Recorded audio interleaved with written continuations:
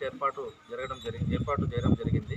మన కార్యక్రమాల గురించి మన ప్రెస్ మీట్లో వివరించడం జరగబోతుంది. వచ్చే భక్తాదులకు, నలుమూల నుంచి వచ్చే భక్తాదులకు ఎటువంటి ఇబ్బందులు లేకుండా ఈ కార్యక్రమాన్ని నిర్వహించడానికి అందరూ తోడ్పడాలని చెప్పేసి కోరుకుంటున్నాను. అదేవిధంగా ఈ ప్రపంచ ప్రసిద్ధిగాంచిన ఈ లేపాక్షిలో వెలిసిన దుర్గా వీరభద్ర స్వామి ఆశీస్సులతో ఈసారి ఘనంగా ఏర్పాట్లను కొనసాగించడం జరిగింది. అంతేకాకుండా ఈ కార్యక్రమానికి ఇచ్చే భక్తులకు, ప్రజాప్రతినిధులకు, ప్రింట్ అండ్ ఎలక్ట్రానిక్ మీడియా సోదరులకు ప్రతి ఒక్కరికి హృదయపూర్వక ధన్యవాదాలు. అంతేకాకుండా ఈ ఏడాది శివరాత్రి ఉత్సవాలు హిందూపురం మన ఎమ్మెల్యే నందమూరి గారి ఆధ్వర్యంలో నిర్వహించడం జరుగుతుంది. అంతేకాకుండా ఈ నెల 25 ప్రారంభమయ్యే ఉత్సవాలు 1వ తేదీ వరకు ఘనంగా ఏర్పాట్లు చేయడం జరిగింది. అంతేకాకుండా 26వ తారీఖున శివరాత్రి సందర్భంగా దేవాలయంలో దుర్గా వీరభద్ర స్వాముల ప్రత్యేక అలంకరణలతో బెంగళూరు నుండి అలంకారాలు అయితే పూలాలంకారాలు జరుగుతున్నాయి. ఆధ్వర్యంలో హోమాలు, అభిషేకాలు కూడా నిర్వహించడం జరిగింది. శివరాత్రి జాగరణ రోజు ప్రత్యేక సాంస్కృతిక కార్యక్రమాలు, భక్తి గీతాలు, ప్రోగ్రాంలతో పాటు మరిన్ని కార్యక్రమాలు నిర్వహించడం జరుగుతుంది.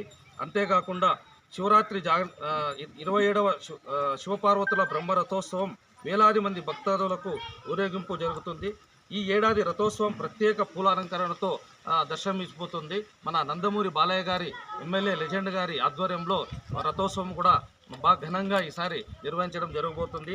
అదేవిధంగా దేవాలయానికి వచ్చే భక్తులకు ఎలాంటి ఇబ్బందులు కలగకుండా ఏర్పాట్లు చేయడం జరిగింది. భక్తి భావాలతో విధులు నిర్వహించే కొంతమంది మా మిత్రమండలి.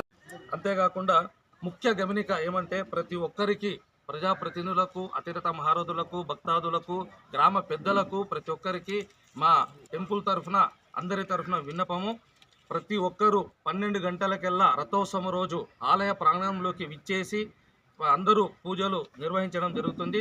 12:30కి ఉత్సవ విగ్రహాలను టెంపుల్ దగ్గర నుండి రథోత్సవం దగ్గరికి తీసుకువెళ్ళడం జరుగుతుంది.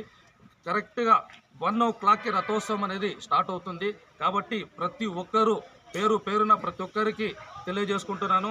భక్తాదులందరూ 12 గంటలకెల్లా ఆలయ ప్రాంగణంలోకి విచ్చేసిన తర్వాత 12:30కి రథోత్సవం దగ్గరికి ఉత్సవ విగ్రహాలు వెళ్తాయి.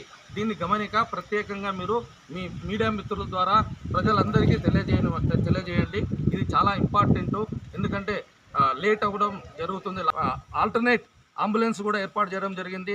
అంతేకాకుండా మెడికల్ వ్యవస్థను కూడా ఏర్పాటు చేయడం జరిగింది. ప్రతి ఒక్కరికి, వచ్చే భక్తాదులందరికీ ఎటువంటి ఇబ్బందులు లేకుండా అన్ని సౌకర్యాలతో ఈసారి ముందస్తు నీట్గా అంతా ప్లాన్ చేసుకొని ఎటువంటి ఇబ్బందులు కలగకుండా మొత్తం నీట్గా ప్లాన్ చేశాము.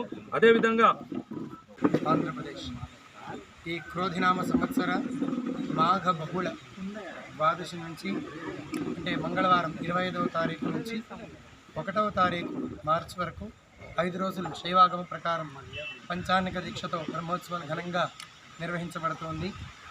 మొదటి రోజు ధ్వజారోహణం,